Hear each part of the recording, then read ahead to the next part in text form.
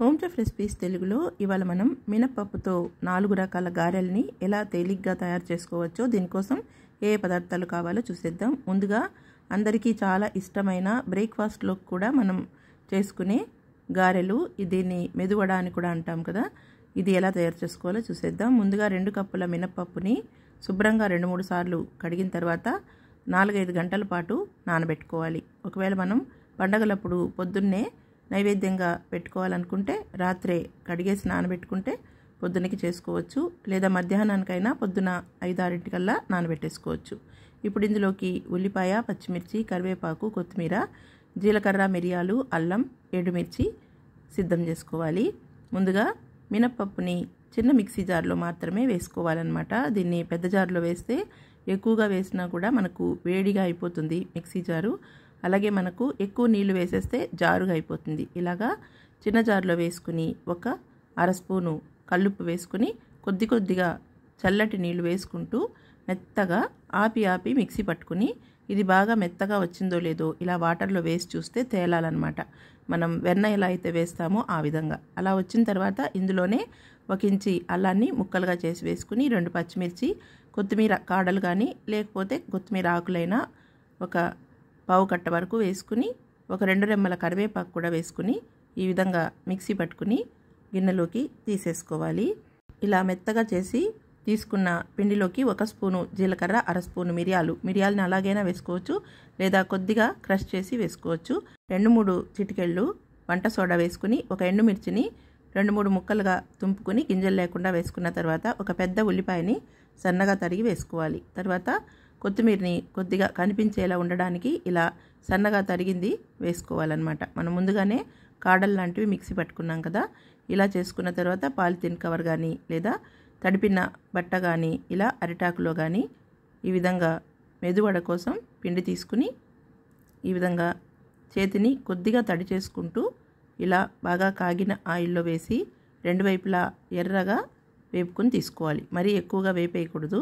ఈ విధంగా golden colour వచ్చిన తర్వాత రెండో వైపుకి కూడా తిప్పుకొని తీసుకుంటే మనకు మరీ ఎక్కువగా మాడిపోకుండా అలాగని లోపల కాలకుండాను ఉండకుండా మీడియంలో మంటను పెట్టుకుని తీసుకోవాలి. ఈ వడల్ని తీసేసేటప్పుడు మంటని ఫుల్గా తగ్గించుకుని తీసుకోవాలి. తర్వాత మనం వడ వేసేటప్పుడు మీడియంలోకి మంటని అడ్జస్ట్ చేసుకోవాలి. అప్పుడే మనకు పైన క్రిస్పీగా వచ్చి లోపల దాకా ఉడుకుతుంది. ఇప్పుడు మనం రెండవది పెరుగు వడలు, ఆవడలు అంటాం కదా, ఇది ఎలా తయారు చేసుకోవాలో చూసేద్దాము. ఈ ఆవడల కోసం కూడా మనం మినపప్పుని ముందుగానే 2-3 సార్లు కడిగి 4-5 గంటలు నానబెట్టుకోవాలి.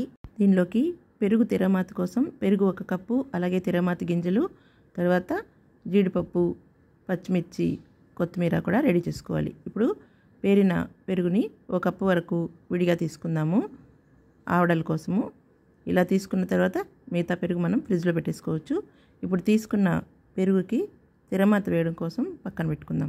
ఇప్పుడు ముందుగా పప్పుని మిక్సీ పట్టుకుందాం. ఇందాక చెప్పినట్లుగానే చిన్న మిక్సీ జార్లో పప్పుని కొద్దిగా వేసుకుంటూ మిక్సీ పట్టుకోవాలి. ఇందులోనే మొత్తం మినపప్పుకి సరిపోయిన ఉప్పునైనా ముందుగా వేసేసుకోవచ్చు, లేదా ఎప్పటికప్పుడే మినపప్పుకి సరిపోయినంత కూడా కొద్దిగా కల్లుప్పు వేసుకుంటూ కూడా మిక్సీ పెట్టుకోవచ్చు.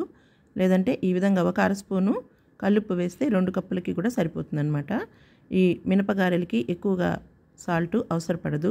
ఇప్పుడు 2-3 టేబుల్ స్పూన్ల వరకు వాటర్ని చూసి వేసుకుంటూ మిక్సీ పట్టుకుంటే ఈ విధంగా మెత్తగా అవుతుంది, అలాగే గట్టిగా కూడా ఉంటుంది. దీన్ని ఒక గిన్నెలోకి తీసేసుకుందాం. ఇదే విధంగానే మొత్తం పప్పుని కూడా చాలా సాఫ్ట్గా ఈ విధంగా చేసుకున్న తర్వాత 1/4 స్పూన్ కంటే తక్కువగా సోడా వేసుకుని బాగా ఫోర్క్తో కానీ లేదా విస్కర్తో కానీ ఇలా బాగా విస్క్ చేసుకున్నామంటే చక్కగా ఇది పొంగుతూ వస్తుంది. అప్పుడు వడలు వేసుకోవడానికి చాలా తేలిగ్గా ఉంటుందన్నమాట. చూస్తున్నారు కదా, ఇలా చేసామంటే క్రీమ్ కలర్లో ఉన్న ఈ పిండి మొత్తం చక్కగా తెల్లగా అవుతుంది. ఇలా అయినప్పుడు మనకు దీన్ని ఈ విధంగా వాటర్లో వేసి చూసుకుంటే ఇలా వెన్నలాగా పైకి తేలాలన్నమాట. అప్పుడే ఇందులోకి బాగా ఎయిర్ వెళ్ళి ఈ విధంగా ఉబ్బిందని అర్థం. ఇలా అయిన దీనిలోకి 2 ఇంచీల అల్లాన్ని, 2 పచ్చిమిర్చి ముక్కల్ని వేసుకుని అలాగే కొత్తిమీర కూడా 1 పావు కట్ట వరకు తరిగి వేసుకోవాలి. ఇప్పుడు ఇందులోనే 1 రెమ్మ కరివేపాకు కూడా వేసేసుకుని 2 సార్లు మిక్సీ పట్టుకోవాలి.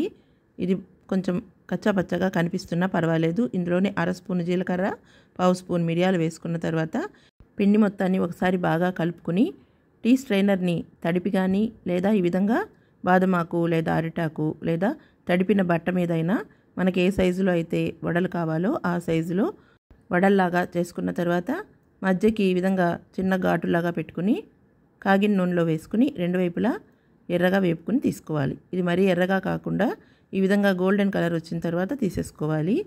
ఇదే విధంగా మనం మొత్తం మినప్పిండిని కూడా మనకు ఆయిల్లో ఎన్నైతే పడతాయో ఒక 2-3 వాయిలుగా వేసుకోవాలన్నమాట. ఇలా మనము 2 కప్పుల పప్పుతోటి ఈ వడల్ని చేసుకోవచ్చు. లేదా 2 కప్పుల పిండిని నానబెట్టుకున్న తర్వాత ఈ 4 రకాలు కూడా అర కప్పు పిండితోటి చేసుకోవచ్చు అన్నమాట. ఇప్పుడు ఒక 2 స్పూన్ల ఆయిల్లో ఆవాలు, మినపప్పు, జీలకర్ర వేసుకున్న తర్వాత పచ్చిశనగపప్పు, జీడిపప్పు కూడా వేసుకుని కొద్దిగా వేయించుకున్న తర్వాత ఇందులోనే కరివేపాకు, ఎండుమిర్చి కూడా తుంపి వేసుకోవాలి. తర్వాత ఇందులోనే 1/2 స్పూను ఇంగువ కూడా వేసుకుని స్టవ్ కట్టేసేయాలి. దీన్ని ఈ విధంగా గరిటెతో కలుపుకుంటూ కొద్దిగా చల్లారిన తర్వాత ఇందులో మనం తీసి పెట్టుకున్న 1 కప్పు పెరుగుని వేసేసుకోవాలి. మరీ వేడిగా ఉన్నప్పుడే స్టవ్ వెలుగుతూ ఉండగా పెరుగు వేయొద్దండి. పెరుగుని మరీ వేడి చేయకూడదు. కాబట్టి ఇలా పెరుగు వేసుకుని అందులోనే నీళ్ళు 1/4 కప్పు వరకు వేసి తొలిపుకొని ఆ గిన్నెలోని నీళ్ళని ఇందులో వేసేసుకోవాలి. ఇప్పుడు మనం ముందుగా చేసి పెట్టుకున్న వడల్ని మంచినీళ్ళలో ముందుగా వేసుకుని ఇలా పిండి తీసుకోవాలి. నీళ్ళు లేకుండా పిండేసి తీసి ఒక ప్లేట్లోకి లేదా బౌల్లో అయినా వేసుకోవాలి. ఇలా నీళ్ళలో తడిపి తీసుకుంటే మనకు పెరుగు చక్కగా లోపలికి పీల్చుకుంటాయన్నమాట గారెలు.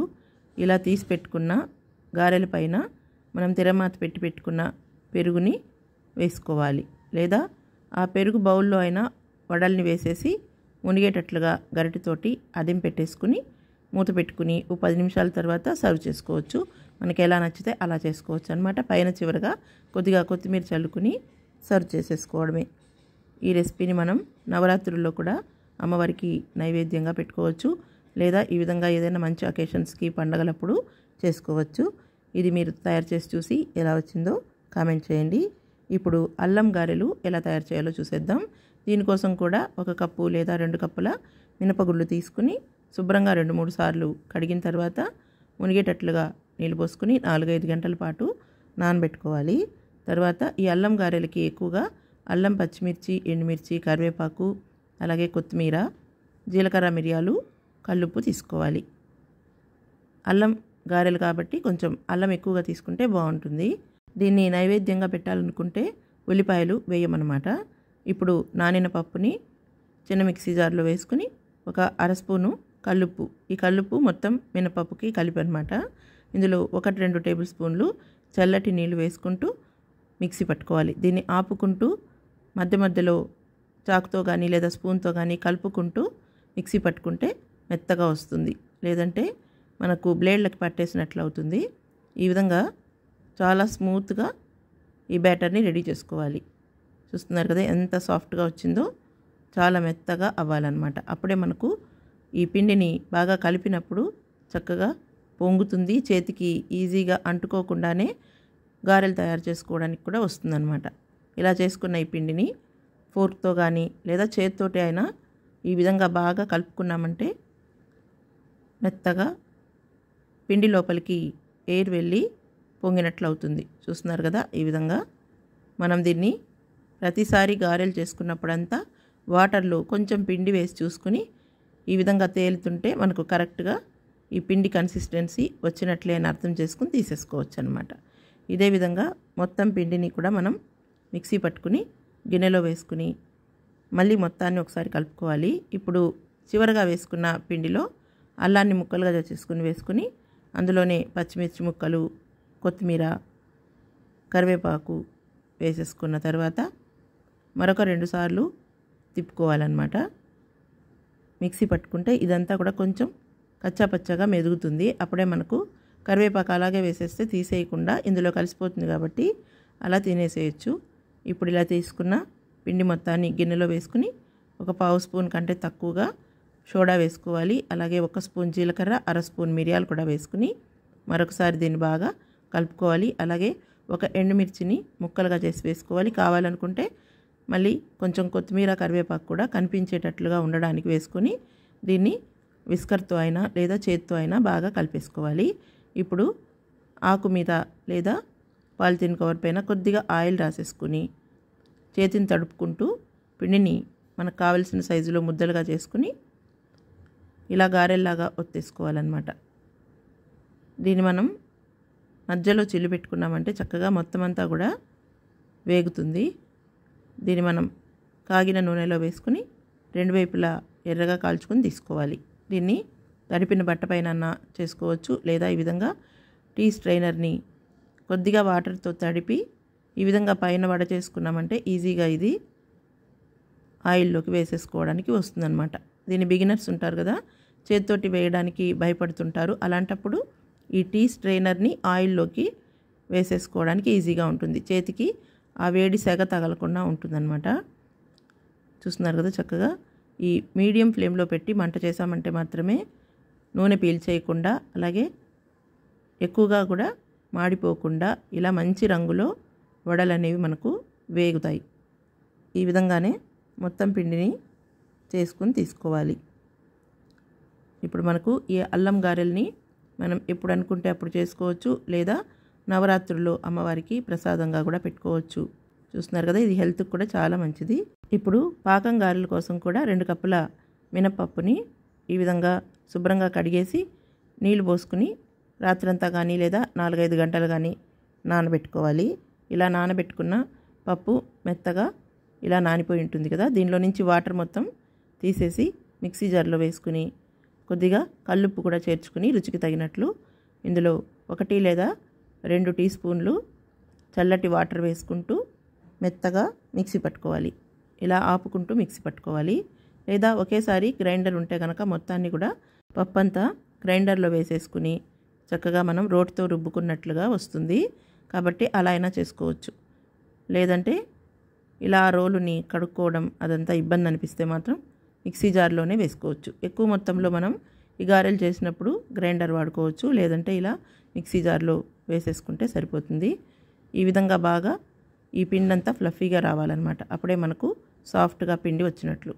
చూస్తున్నారు కదా, దీన్ని ఎప్పటికప్పుడు పిండి సాఫ్ట్గా వచ్చిందా లేదా అని తెలుసుకోవడం కోసం వాటర్లో వేసుకుని చెక్ చేసుకోవడమే. ఇలా వచ్చిన ఈ పిండి మొత్తాన్ని ఒక మిక్సింగ్ బౌల్లోకి వేసేసుకుందాము.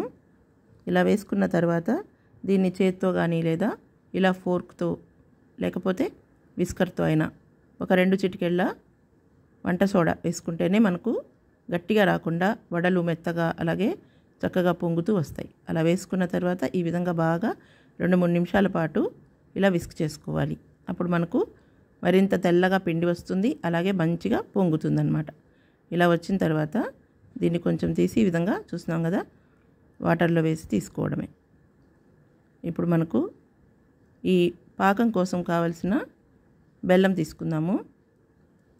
దీనిలోకి మనం ఏ కప్పుతో అయితే మినపప్పుని కొలుచుకున్నామో అదే కప్పుతో 2 కప్పుల మినపప్పు తీసుకున్నాం కదా, దీనికి 1 కప్పు బెల్లం తీసుకుంటే సరిపోతుంది. ఇది నేను అరకప్పు చూపిస్తున్నాను కాబట్టి 2 సార్లు వేసుకున్నాను. ఇందులోకి 1 కప్పు బెల్లంకి 1 కప్పు నీళ్లు వేసుకుని ఈ బెల్లాన్ని బాగా కరిగించుకోవాలి. కరిగిపోయిన తర్వాత దీన్ని వడపోసుకోవాలన్నమాట. వడపోసుకున్న ఈ నీళ్ళని మళ్ళీ మనం స్టవ్ మీద బాణలు పెట్టుకుని అందులో ఈ బెల్లం పాకాన్ని వేసేసుకున్న తర్వాత మరి కాస్త మరిగించుకుని ఇందులోనే యాలకుల పొడి కూడా 1 టీ స్పూన్ వరకు వేసుకోవచ్చు. అచ్చంగా యాలకులే పొడి చేసుకుంటే 1/2 స్పూన్ అయినా సరిపోతుంది. ఈ విధంగా బాగా మరుగుతున్నట్లుగా వస్తే సరిపోతుంది. మరీ తీగ పాకంలాగా ఆ విధంగా రావద్దు. అలా వచ్చిందంటే వడలోకి ఇంకదనమాట. ఇప్పుడు మనం ఇలా గారెల్ని ఒత్తేసుకుందాం. ఏదైనా ఆకు మీద లేదా బాగా అలవాటు ఉన్న వాళ్ళైతే అరిచేతికి కొద్దిగా తడుపుకుంటూ చేత్తోనే కూడా దీన్ని వేసేసుకోవచ్చు. లేదా పిండి ముద్ద తీసుకున్న చేత్తోనే కూడా బొటన్ వేలుతో మధ్యలోకి ఇలా హోల్ చేసుకుని అలాగే కూడా మనం ఆయిల్లో వేసేసుకుని మంటని మీడియం ఫ్లేమ్లో పెట్టుకుని 2 వైపులా బంగారు రంగు వచ్చేటట్లు వేపుకున్న తర్వాత డైరెక్ట్గా బాణల్లో నుంచి తీసి పాకంలోకి వేసేసుకోవాలి. ఈ పాకం కనుక చల్లారిపోయి ఉంటే మంటని లో ఫ్లేమ్లో పెట్టుకుని కొద్దిగా వెచ్చగా అయ్యేటట్లు చేసుకున్న తర్వాత ఈ వడల్ని వేసుకుని 2-3 నిమిషాలైనా లేదా కనీసం 5 నిమిషాలు అలాగే వదిలేసామంటే చక్కగా పాకాన్ని పీల్చేసుకుంటాయి. ఇప్పుడు మనం సర్వ్ చేసుకునే ప్లేట్లోకి ఈ వడల్ని పెట్టుకోవచ్చు అన్నమాట. ఇలా మనకు ఎన్ని గారెలు అయితే కావాలో అన్ని గారెల్ని పాకంలో వేసేసుకుని, అలాగే మనం సర్వ్ చేస్తున్నప్పుడు ఏదైనా బౌల్లోకి ఈ గారెని వేసుకుని దానిలో గులాబ్ జామ్ సిరప్ వేసినట్లు ఈ గారె పైన సిరప్ని కూడా వేసుకుని సర్వ్ చేసుకోవచ్చు. చూస్తున్నారు కదా ఎంత చక్కగా గారె వచ్చిందో. జ్యూసీగా గులాబ్ జామ్ కన్నా కూడా హెల్దీగా ఉండే స్వీట్ ఇది. ఈ పాకం గారెల్ని ఏ పండగలకైనా చేసుకోవచ్చు, లేదా ప్రత్యేకించి నవరాత్రుల్లో ప్రసాదంగా కూడా చేసుకోవచ్చు. ఈ రెసిపీస్ మీకు నచ్చినట్లయితే మీరు కూడా ఇంట్లో తయారు చేసి చూసి మీకు ఎలా కుదిరిందో కామెంట్ చేయండి. నచ్చితే కనుక ఈ వీడియో లింక్ని మీ స్నేహితులకు, బంధువులకు షేర్ చేయండి, లైక్ చేయండి. మరిన్ని ఈజీ అండ్ టేస్టీ వంటల కోసం మా హోమ్ చెఫ్ రెసిపీస్ తెలుగు ఛానల్ని సబ్స్క్రైబ్ చేసుకోండి.